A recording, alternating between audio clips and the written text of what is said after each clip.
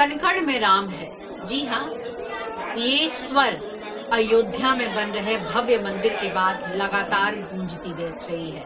और ऐसे में इस वक्त वृंदावन का क्या माहौल है, वृंदावन के लोग क्या सोचते हैं, वो तो हमने जाना है। लेकिन यहाँ पर मुख्य पुजारी जो है वो इस वक्त हमारे साथ है, ज्ञानेंद्र किशोर गोस्वामी जी। आइए सीधे उनसे बात करते हैं। बहुत बहुत स्वागत है आपका न्यूज़ 24 पर। जो भव्यता दिख रही है, जो एक मंत्र मुग्ध कर देने वाला एक पूरी तस्वीर समाज आ रही है, ऐसे में आप लोगों के दिल में, मन में क्या चल रहा है? देखिए, बहुत सुंदर भव्य मंदिर बन रहा है। वहाँ का स्टेशन भी बहुत सुंदर हो गया, घाट भी बहुत सुंदर हो गए हैं और भक्त लोग तो पहुँचेंगे और हम लोग भी स्वयं पहुँच रहे हैं। तो 12 तारीख को संतों के साथ में है, उसमें भी पहुँच रहे हैं और ठाकुर जी का जैसे भव्यता, सुंदरता वहाँ पे देखने के लिए है। तो ऐसा लग रहा है कि अब राम जी का पुनः महल के अंदर में प्रवेश हो रहा है। उनका जो वनवास है वो समाप्त हो रहा है। जो 14 साल का वनवास था और ये तो बहुत लंबा वनवास हो गया, जो अब समाप्त होकर ठाकुर जी तंबू से और महल के अंदर अपने भवन में बैठेंगे और ठाकुर जी के दर्शन के लिए देश और विदेश से सभी जगह से भक्त पहुँचेंगे। और मतलब उत्सुकता वाली वो है हम वैष्णव लोगों की, हिंदू लोगों की, कि ठाकुर जी के हम मंदिर का जो है अपने जीवन काल के अंतर्गत में उनका दर्शन महल के अंतर्गत में देख पाएंगे। जिस तरीके से लगातार हम काशी, मथुरा, अयोध्या लगातार बातें सुनते रहेंगे, ऐसे में भव्य मंदिर को लेकर के ये भी हो रहा है कि वृंदावन में अक्षत बांटे जा रहे हैं। तो इसको लेकर के किस तरीके से कोई चीजें की जा रही है? अक्षत बांटने का जो कार्यक्रम है वो क्यों इम्पोर्टेंट है?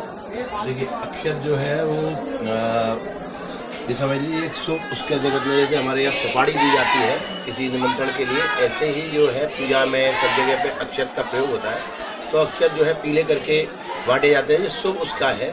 तो ठाकुर जी के मंदिर का निर्माण हो रहा है, उसमें किसी को मतलब निमंत्रण मुख से नहीं देके केवल अक्षत 2-2 पकड़ा दिए तो भी ठाकुर जी के आपको, क्योंकि ये अन्न जो है वो कहते हैं कि बिहारी जी की चिड़िया बिहार जी को खेत, खाओरी चिड़िया भर भर पेट। तो ठाकुर जी का, राम जी का दरबार के लिए, क्योंकि ये सब राम जी के द्वारा, भगवान श्री कृष्ण के द्वारा, बिहारी जी के द्वारा ही सबरी खेती हो रही है।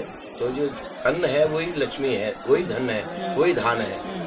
तो वो जब ठाकुर जी के वहाँ पे वृद्धि हो रही है, समृद्धि हो रही है, वहाँ खुशहाली आ रही है।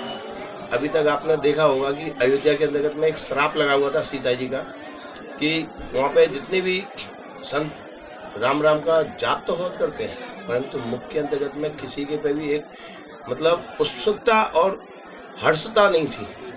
क्योंकि धोबी ने जब श्राप लगा दिया, धोबी ने कलंक लगाया, सीता जी जब वहाँ से महल से छोड़ के चल दी, तो फिर पुनः अयोध्या आपने देखा होगा बड़ा वीराना सा था।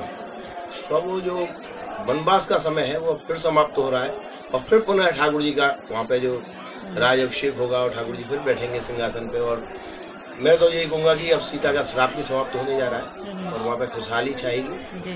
भक्त लोग वहाँ पे जाके ठाकुर जी के पूरे भाइयों के साथ में, हनुमान जी के साथ में राम जी, सीता जी का दर्शन करेंगे और आनंद प्राप्त करेंगे। और उसी के लिए अक्षत यहाँ ब्रिज के अंदर में जो शुभ माना गया है वो अक्षत को माना है, तो वो अक्षत भी बांटा जा रहा है।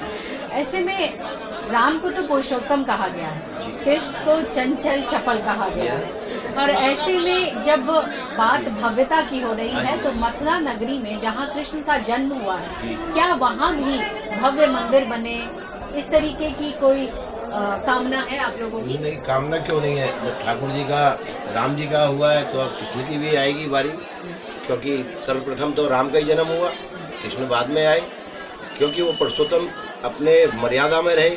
यहाँ उन्होंने सभी मर्यादाओं को तोड़ दिया।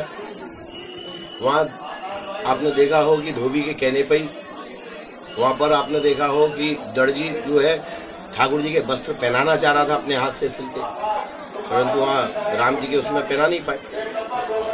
राम युग के अंदर में जो सब बातें नहीं हुई वो सब कृष्ण युग में हुई। आपने देखा हो कंस के वध से पहले धोबी को उद्धार किया, दर्जी ने कपड़े काट के भगवान के नाप के बना के भगवान श्री कृष्ण को पहनाए, कुब्जा का उद्धार किया। जितनी भी सखियां थी वहाँ सीता जी के वहाँ पे कि राम जैसे हमारे भी हों पति, परंतु वहाँ केवल एक राम पुरुषोत्तम में थे, सीता के अलावा किसी और का वो नहीं था।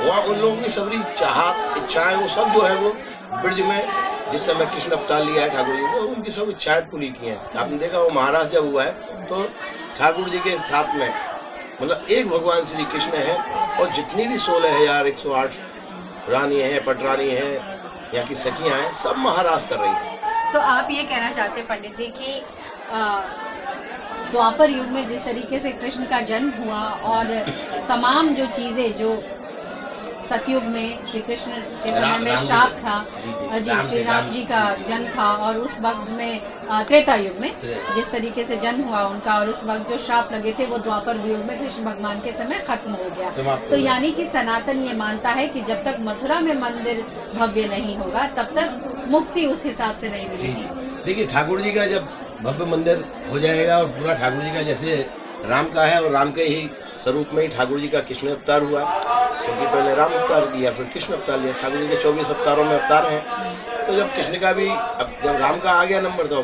कृष्ण का भी आएगा महल में बैठने का, क्योंकि ग्वाल वाल तो बोल के कंस नहीं उनको वो करा था, तो अब ग्वाल वाल का भी समय जा रहा है, वो भी अपने महल में आराम से जहाँ जेल है वहाँ पे जन्म लिया तो वो भी बड़ा दिव्य और भव्य बनेगा। ऐसे ही ठाकुर जी के चरणों में हम तो यही प्रार्थना करते हैं कि यहाँ के ब्रजवासी सब इसी उसमें हैं कि अब राम जी का हो गया मंदिर का निर्माण तो कृष्ण के मंदिर का भी निर्माण हो। तो कृष्ण के मंदिर का भी निर्माण हो, क्योंकि राम जी ने पहले जन्म लिया था त्रेता युग में और उसके बाद द्वापर युग में श्री कृष्ण का जन्म हुआ। और जिस तरीके से पंडित जी ने बताया कि बहुत सारे श्राप राम जी को लगे थे, लेकिन कृष्ण भगवान जब जन्म हुआ तो उस वक्त कई श्राप से वो मुक्त भी हुए। और ऐसे में जब अयोध्या में भव्य मंदिर बन रहा है तो मथुरा वासी भी ये चाहते हैं कि यहाँ भी श्री कृष्ण के मंदिर को भव्य बनाया जाए।